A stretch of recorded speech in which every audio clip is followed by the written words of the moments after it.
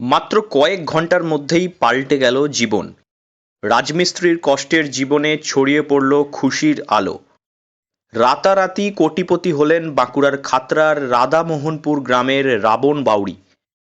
পেশায় রাজমিস্ত্রি তিনি। ওই ব্যক্তি মাত্র ৩০ টাকাতেই করলেন ভাগ্যের বাজিমাত।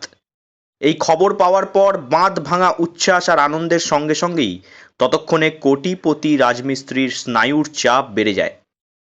সঙ্গে সঙ্গে এক বুক আতঙ্ক নিয়ে যোগাযোগ করেন স্থানীয় খাতড়া থানায়। শেষমেশ পুলিশি নিরাপত্তা বলয়ে থানায় পৌঁছে হাঁপ ছেড়ে বাঁচেন ওই রাজমিস্ত্রি। খাতড়ার রাধামোহনপুর গ্রামের বাসিন্দা, পেশায় রাজমিস্ত্রি ওই ব্যক্তি রবিবার সন্ধ্যায় খাতড়া শহরের খড়বন মোড়ের একটি লটারি কাউন্টার থেকে ৩০ টাকা মূল্যের টিকিট কেনেন। আর তার কিছুক্ষণের মধ্যে ভাগ্য খুলে যায়। টিকিট কিনে বাড়ি ফেরার কিছুক্ষণের মধ্যেই জানতে পারেন তার কাছে থাকা টিকিটেই ১ কোটি টাকা উঠেছে। বাঁধভাঙা উচ্ছ্বাসে মেতে ওঠেন রাবণ। তবে ততক্ষণে রাজমিস্ত্রির রাতারাতি কোটিপতি হওয়ার খবর ছড়িয়ে পড়ে চারিদিকে। ফলে খাতড়া থানার পুলিশ তার নিরাপত্তার দায়িত্ব নেন। থানায় এনে রাখা হয় তাকে। আপাতত খাতড়া থানায় অস্থায়ী আস্তানা হয়ে উঠেছে সদ্য এই কোটিপতির। দাদা, আপনি ১ কোটি টাকা লটারি জিতেছেন? হ্যাঁ, কখন কেটেছিলেন টিকিট? কালকে রাত ৭:৩০টার দিকে কাজ করে বাড়ি ফিরছিলাম, সেই সময় কেটেছিলাম। কী কাজ করেন আপনি? রাজমিস্ত্রির কাজ। কত টাকা দিয়ে টিকিট কেটেছিলেন? ৩০ টাকা ৫ সেম কাটিয়েছিলাম। দিয়ে কী করে জানলেন যে কোটিপতি হয়েছেন? টিকিটটা কাটার পরে আমি বাড়ি যাই। বাড়িতে ওই ১ ঘন্টা পরে দেখলাম, ওই ফোনে রেজাল্ট দেখি আর কি, যে আমার টিকিটে ১ কোটি লাগিয়েছিল। যার ফোনে কাটছিল সেও গেছিল? আর যার কাছে কাটা হয়েছিল সেও গেছিলো বাড়িতে। দিয়ে কেমন লাগছে টিকিটটা কেটে?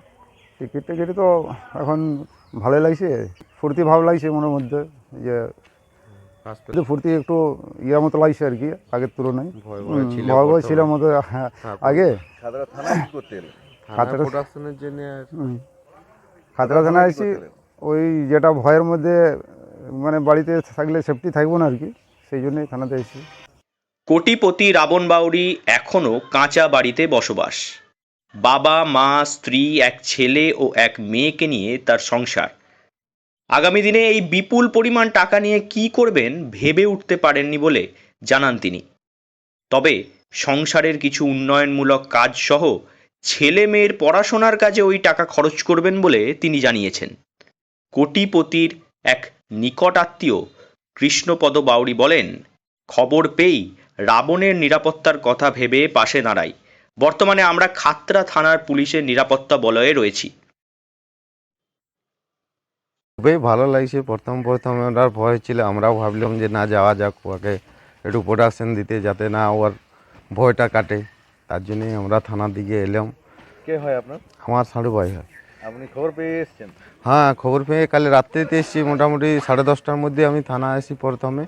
এইখানে সব কিছু করার পর আমরা থানা থেকে নিয়ে যাওয়া পর ওকে প্রোডাকশন করে থানাতে আসি, খাতড়া থানাতে। কতটা খুশি আপনাদের পরিবার? খুশি তো খুবই, যে একটা গরিব মানুষ ১ কোটি টাকা পাওয়া মানে একটা খুশির বিষয় অবশ্যই। অপরদিকে বেজায় খুশি খাতড়ার খড়বন মোড়ের টিকিট বিক্রেতা শিবু বাউরি। তার দোকানে টিকিট কাটেন কোটিপতি রাজমিস্ত্রি রাবণ। তিনি বলেন, আমি বিক্রি করেছি রাবণ বাউরি, যে আমার নাম শিবু বাউরি। মধুসূদনের এজেন্ট। ওয়ার কাউন্টারটা আমার ভাইয়ের জন্য আমি বিক্রি করেছি ওয়ার টিকিটটা। দিয়ে প্রতিদিনই বিক্রি করেন? হ্যাঁ, প্রতিদিন ৩৬৫ দিনে আমি বিক্রি করি। আর আমার ভাইকে প্রথম থেকে ওই টিকিট ব্যবসায় জড়িত করেছি আমি, এই জন্যে মানে আমি বিক্রি করেছি। কখন বিক্রি করেছিলেন টিকিটটা? ওই 7:20 বিক্রি করেছি। তো কালকে আমি ওকে জোর করে টিকিটটা দিয়েছি, যে আমার ভাই নাই, আমার ভাইপো বিক্রি করে, তা আমি টিকিটটা তার জন্য বিক্রি করেছি। কেমন লাগছে আপনার দোকান থেকে প্রাইস হয়েছে? খুব ভালো লাগছে, যেটা আনন্দ আর বলবার কিছু নয়। বড় ইঁদপুরের বাসিন্দা বিশিষ্ট সমাজসেবী সোমনাথ মাঝি বলেন, খাতড়ার রাধামোহনপুরের রাজমিস্ত্রি লটারি কেটে কোটিপতি হলেন শুনে ভালোই লাগছে। তবে নেশার বশে লটারি কেটে অনেকেই সর্বশান্তও হন। এই নজির বেশি রয়েছে বলে আমার মনে হয় না। এতে ভাগ্যই হোক অথবা অন্য কিছু, কয়েক ঘন্টায় এই ভাগ্য বদলে এক প্রকার ঘোরের মধ্যেই রয়েছেন বাঁকুড়ার কোটিপতি রাবণ রাজমিস্ত্রি। বাঁকুড়া থেকে নীলাঞ্জন ব্যানার্জির রিপোর্ট, লোকাল 18 বাংলা।